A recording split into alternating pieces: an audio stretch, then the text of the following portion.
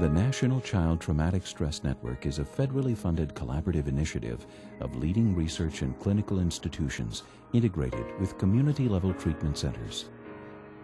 The network's mission is to raise the standard of care and improve access to services for traumatized children, their families, and communities throughout the United States. To learn more, please visit our website.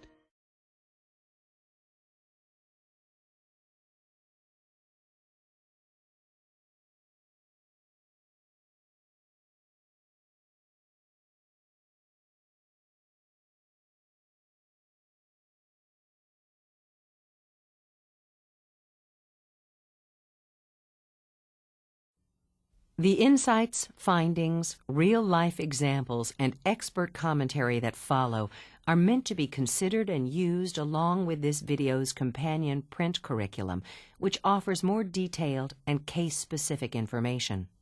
Practitioners are strongly encouraged to seek out additional consultation, training, and supervision in order to develop your expertise related to childhood traumatic grief and its treatment. All children and adults actively participating in the production of this video have completed an informed consent process and have volunteered freely to participate in this project.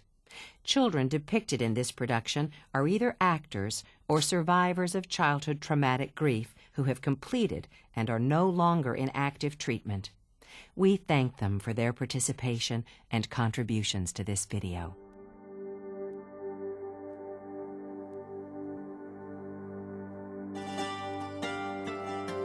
The following video presentation is intended for a variety of professionals who work with children or adolescents.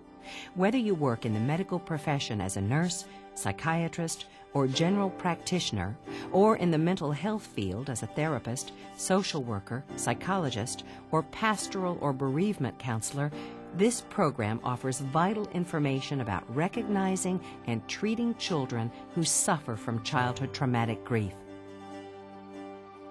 What is childhood traumatic grief? Childhood traumatic grief is a condition that children may develop after a loved one dies under circumstances that they perceive as traumatic. Childhood traumatic grief is a condition in which children who lose loved ones under very unexpected, frightening, terrifying, traumatic circumstances develop symptoms of post-traumatic stress and other trauma symptoms which interfere with their ability to progress through typical grief tasks because they're stuck on the traumatic aspects of the death. This prevents them from being able to grieve the loss of their loved one and can affect them in profound ways that can last the rest of their lives. When these children recall the traumatic nature of how their loved one died, they experience symptoms of post-traumatic stress. They have intrusive, terrifying thoughts over and over again that they can't get out of their minds about the traumatic event that led to the death. And this leads them to be unable to reminisce. In some cases, they become avoidant of their family, their friends, their usual activities because they associate all of those with the loved one who's died. So children lose the developmental momentum that they had been pursuing. They need support to regain that developmental momentum, and without the support, it often happens that children really stop gaining the skills that are appropriate for their age, and that has long-term repercussions. The typical traumatic stress symptoms that children might experience with childhood traumatic grief include things like intrusive thoughts or recurring images associated with the death of their loved one. It could be the child becoming very constricted emotionally, becoming numb as a way of not dealing with all the pain associated with the tragic circumstances of their loved one's death. A child who has childhood traumatic grief doesn't have to have all those symptoms, just some of them.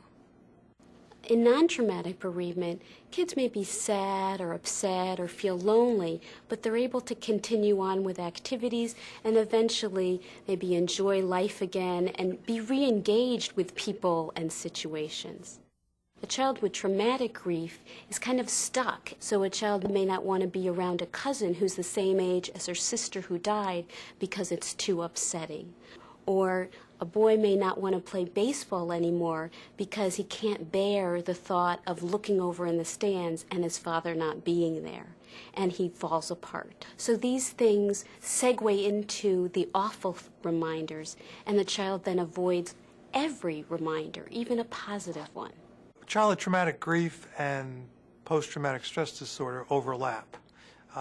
There are a set of symptoms that children or adults, for that matter, would need to have in order to have post-traumatic stress disorder. For childhood traumatic grief, you just need to have some post-traumatic stress symptoms. And that's really the central theme for childhood traumatic grief, the post-traumatic stress symptoms interfering with the normal bereavement process. The symptoms of childhood traumatic grief can widely vary. In some cases, when children experiencing traumatic grief reactions do not receive appropriate help or treatment, they can develop more serious problems that can impact their development as they grow into adolescents and young adults. This can range from suicidal gestures to behaviors like using drugs, promiscuous sex, dropping out of school, becoming aggressive with others, losing trust that they are going to do well in life or that they're going to be loved, and the child can really move from a healthy developmental trajectory to a self-defeating trajectory with long-term consequences into adulthood. Another common reaction to childhood traumatic grief is revenge fantasies. For example, when a child wishes to punish a perpetrator. 5 days after her mother was fatally shot and stabbed by her estranged boyfriend, Lisa, an 11-year-old girl, revealed this dream in an interview with her therapist. In my dream, I had the same knife he used to stab my mother and the same gun that he shot her with. Then I went up to him and said, "Do you remember this? Now you could feel it." And I stabbed him right where he stabbed my mother. Then I said, "I guess you remember this too," and then I shot him. Who suffers from childhood traumatic grief? Most children appear to recover even after losing a loved one to traumatic circumstances. However, if we just consider the impact of urban violence alone, up to 70% of children in inner-city communities have seen someone shot or stabbed, which means that even if only 5% of these children develop childhood traumatic grief, this translates into thousands of children developing this condition each year. This does not begin to account for the thousands more children who suffer traumatic losses due to other causes. Traumatic grief is a serious and widespread problem that can affect many of our children each and every year. Most children who experience the traumatic death of a loved one do not develop childhood traumatic grief. We're only now beginning to understand what kind of variables influence whether a child will or will not develop child traumatic grief. Although it is not always possible to predict who will develop childhood traumatic grief, there are a number of conditions that put children at greater risk for developing problems following a traumatic death. Practitioners should be alert for children who have experienced previous traumas, prior mental health problems, poor parent or family functioning, a lack of social support, and secondary adversities. These are problems that directly result from the death, such as changes in financial circumstances or displacement to a new and unfamiliar place of residence. There are a variety of events related to the actual death that can also be troubling, traumatic, or life-threatening. These would include experiences immediately prior to or following the death, such as being present during a terrifying physical fight, seeing someone subjected to invasive medical procedures, or witnessing attempts to recover a body from a fire. Should the child attend the funeral? When should the child go back to school? What should the child be told about the death? All these are questions that the family is grappling with, often without guidance. And it's important for the therapist to raise these questions and to participate as a partner in coming up with decisions that will be supportive of the child. How is childhood traumatic grief treated? Due to the complex interaction of trauma symptoms and reactions to usual bereavement, researchers and practitioners have found it necessary to treat both the trauma and grief. The younger the child, the more dependent the child is on the parents for feeling safe and protected. And nobody knows the child better than the parent. Nobody can provide the feeling of safety and protection that the parent can provide. And for that reason, parents need to always be involved in the treatment of childhood traumatic grief. Sometimes when we talk to parents, they're resistant to the idea of children recounting the details of the trauma. In fact, quite honestly, sometimes therapists are resistant to having children recount the details of the trauma. The primary reason for that is that parents and therapists alike don't want children to be exposed to more pain and more difficulty. Parents often feel my child's been through enough, and if we put them through more, it's just going to be too much. Kids might experience some pain associated with detailing what happened to their loved one, but if they experience a little anxiety and pain associated with doing that now, that's going to save the child from a deeper, more disturbing problem later on because it wasn't addressed when it could have been. It's very important to understand the specific religious beliefs and culture and customs that families use in dealing with bereavement, because these may be very important when you hear about the stories of what happened before or after the death, because you want to make sure that your own specific beliefs or ideas are not imposed on the child and the family. This video describes and demonstrates how treatment would be done with an individual school-aged child. When a parent has died, it is especially important to involve the surviving primary caregivers in treatment whenever possible. Many of the same principles and techniques can be adapted and used in a variety of clinical and school settings, and with both younger children and adolescents.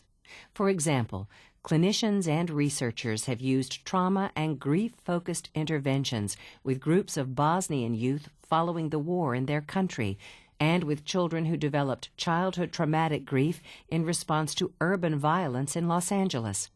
Others have applied similar strategies to their work with young toddlers and their surviving parents. The principles of treatment presented in this video can have wide-ranging applications. In the curriculum guide, you will find resources and suggestions for adapting the methods described here for use in other situations. Professionals have been working with children who have experienced the trauma for many years, and they've also been working with kids who have experienced the death of someone important. What's different about this particular treatment is in some ways it takes the best of both of those kinds of treatments and experiences and applies it in a very comprehensive way to kids with this very special and particular problem. What are the key components of childhood traumatic grief treatment? The following treatment components represent a promising approach that professionals from the National Child Traumatic Stress Network have found to be effective in helping children overcome their trauma and grief-related symptoms and reactions.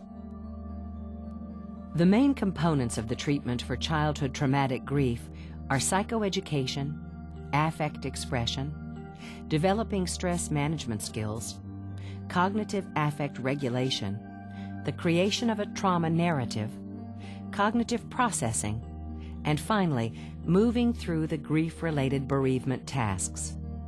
The child first learns ways to cope with the frightening thoughts, images, feelings, and arousal associated with the traumatic experience of the death.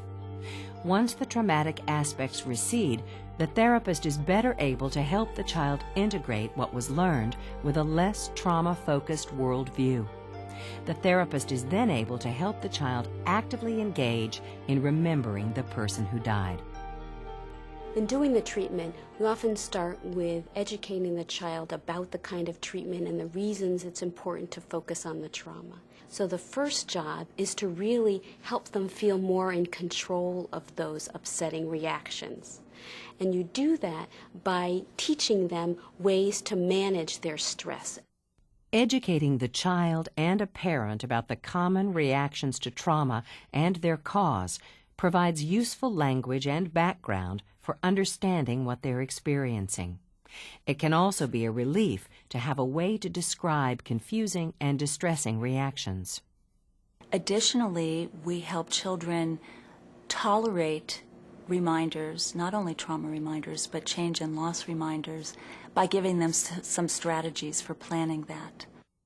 By focusing first on helping children develop their own coping strategies for dealing with their stress, they become less scared about confronting the very sad and upsetting and terrifying things about the death itself. Helping children with affect expression is an important beginning step in the treatment. The goal is to have children identify a variety of feelings, pleasant ones as well as those that make them uncomfortable or that they perceive to be bad. One of the first things you want to do is help them just talk about their feelings, recognize them, be sensitive to them, and understand what they are and where they come from.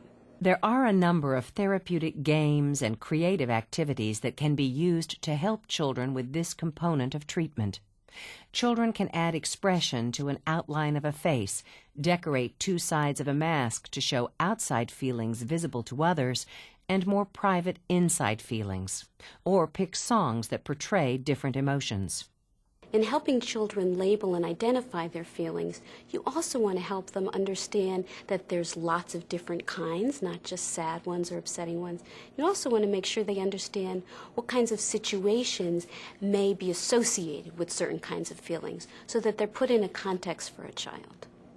Stress management skills are used to help children and parents manage unpleasant physiological trauma reactions and symptoms, feel more in control, and cope effectively with traumatic reminders. Some of these skills include relaxation techniques such as focused breathing and progressive muscle relaxation. Young children are often able to relax their bodies by pretending to be a wet noodle or a Raggedy Ann doll. Other stress management strategies include thought-stopping techniques, such as envisioning a stop sign or learning how to change an imaginary TV channel to replace a traumatic thought with a more pleasant one. Older children may prefer other strategies, such as listening to their favorite music. These skills are generally taught to both the parent and the child in the clinician's office, and the child is encouraged to practice them at home. Therapists should encourage children and parents to develop individualized stress management strategies that work best for them. It's really important for therapists who are implementing the traumatic grief model of treatment to be flexible in their approach. Children of the same age are still going to be very different in their personalities, going to be very different in their level of symptomatology, going to be very different in how comfortable they are in the treatment process. So therapists is going to need to be very flexible and treat each child individually. To help children better regulate their thoughts, feelings, and behaviors, they are also taught about the cognitive triangle. Children learn how thoughts, feelings, and behaviors are different, and how they interact in day-to-day life. Specifically, children come to understand that the way we think about events in our lives colors how we feel about those events and how we react to them behaviorally. Affect regulation involves helping the child learn ways to use appropriate thoughts and behaviors to control and manage troubling feelings. The therapist works with the child to help him or her recognize how certain situations are related to negative thoughts and behaviors.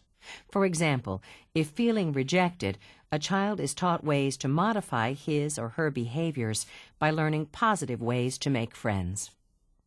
Collectively, these techniques help children manage the uncomfortable thoughts and feelings related to the death. It is necessary to establish these skills in preparation for the next important treatment component, creating the trauma narrative. What is a trauma narrative?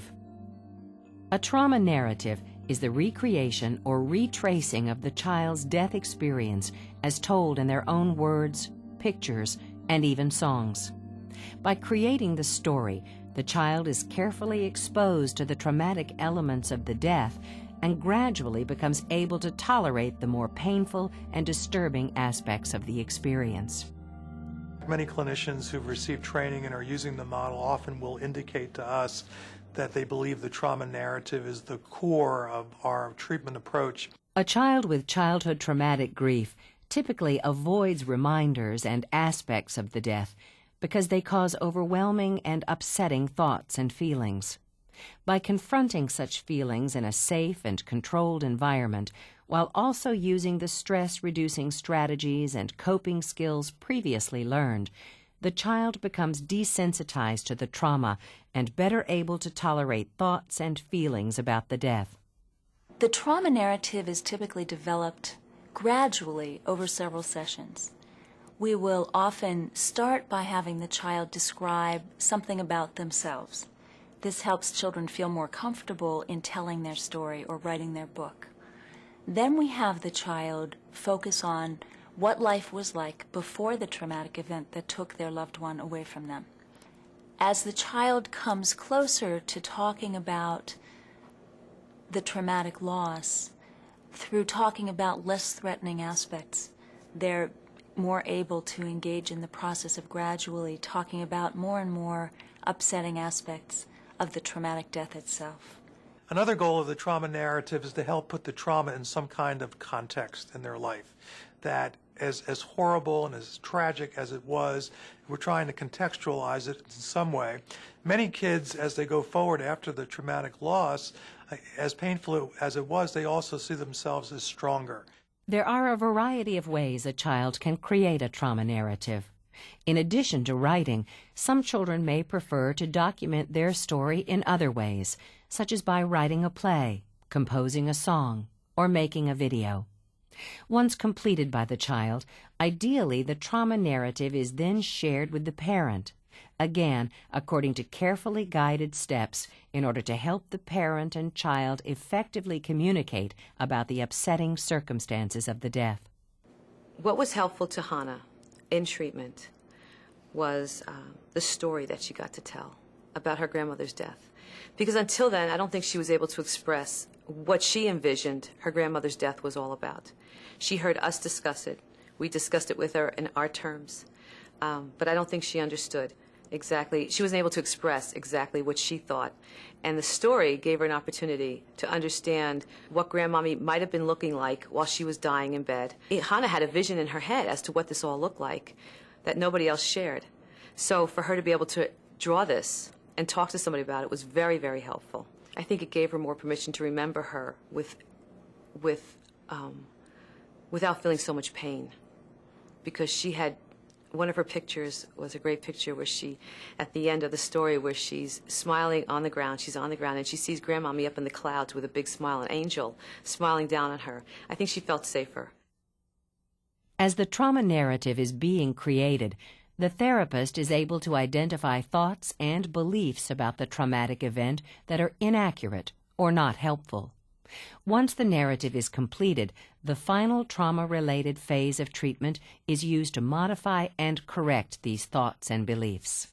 For example, a child who blames him or herself for the death of their parent or sibling would be expected to have much greater emotional distress than a child who knew that it was not their fault, who knew that there was nothing they could have done to prevent that.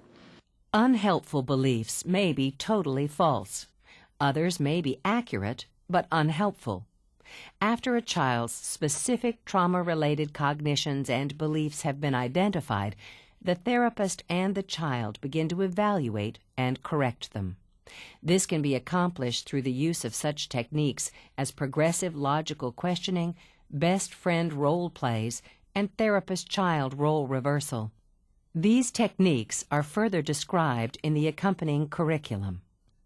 Following the trauma-specific treatment, the therapist then works with the child to help master the grief-focused bereavement tasks. How are grief-related issues handled in the treatment process?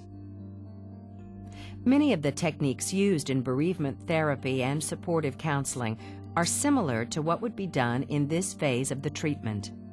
The goal of the grief focus work is to help a child have memories about the person that they can access in a positive way, also to help them understand what kinds of other relationships they may have in their life, how they're different, how they're the same, also prepare for the rest of their life without that person, times that may be difficult, and what to do about that. In encouraging children to move to the bereavement-focused components of treatment, it's critical that the child be able to look at and face what they've lost. The main components of the grief-related phase of treatment are communicating about the death, mourning the loss, dealing with ambivalent feelings, preserving positive memories, redefining the relationship, recommitting to new relationships, and making meaning of the death. When the trauma symptoms recede, the child is better able to communicate about death. The goal here is to have the child become comfortable talking about death and to ask questions in order to develop a clear understanding of death. This can be accomplished any number of ways, such as playing a specific grief board game or reading age-appropriate storybooks with the child and discussing the information. You want a child to realize they may have learned something important about themselves or about life or about other things that are important to them because of the person that died and the way they died. Mourning the loss encourages and supports the child in acknowledging what has been lost by the person's death. The process may begin with an activity such as an anagram where the child focuses on characteristics of the person. As the child becomes more comfortable talking about the person, he is encouraged to list or describe things he will miss and not be able to share with the person in the future. And it's important for the child, in order to accept the magnitude of the loss, to be able to name these things that they've lost. Rather than avoid the topic of the person's death, the child is then better able to talk about the person and anticipate situations and pain that can be aroused. Another bereavement task involves acknowledging and accepting any ambivalent feelings about the deceased. If the relationship was highly ambivalent prior to the death, the feelings of grief can be more difficult to express. There might have been some aspects of the relationship that weren't always that positive. For example, you might have a child who loved her dad who died in tragic circumstances, but perhaps the dad never spent any time with her. In particular, the child may feel guilty about having negative feelings such as shame or anger toward the deceased, and may think it means she didn't really love the person. When I was 14, my father passed away from a pulmonary embolism. And that was traumatic for me because it was so sudden and unexpected. We had some harsh words before he died, and I said that I hated him and that I hoped that he would die. I felt so guilty about what I had said and thought that I had something to do with his death. Therefore, the therapist helps the child to understand that it is normal to have both positive and negative feelings toward the deceased by encouraging expression of all feelings about the person. One technique that may be useful in this process is having the child write a letter to the deceased in which she describes a range of feelings, and then write a second letter that the deceased would write back if he could. Different exercises are used to help children preserve positive feelings and memories of the deceased person. This task is often a necessary prerequisite for helping children to give themselves permission to commit to new relationships. Some positive memory activities include making a scrapbook or a memory box of the deceased person. Children are encouraged to ask other family members to assist them with these activities in an effort to facilitate open communication regarding the loss. Other techniques may include recreating a memorial service or another ritual, particularly if the child was unable to attend the actual funeral. In order to successfully grieve the loss of a loved one, it's important for a child to convert the relationship from one of interaction to a relationship that is based on memory, not current interaction. This bereavement task is designed to help children accept that the relationship with the deceased has changed from one of interaction to one of memory. One technique that is often used to exemplify this change is a drawing of two balloons, one that is anchored to the ground and the other that is floating toward the sky. The child identifies things that she has lost in the relationship, such as going to baseball games together, and writes them in the floating balloon. The child also identifies things that remain in the relationship with the deceased, such as memories of fun times, and writes them in the balloon on the ground. This helps children to understand that although some aspects of the relationship have changed, their positive memories can serve as the foundation for a new and different relationship with the person who died.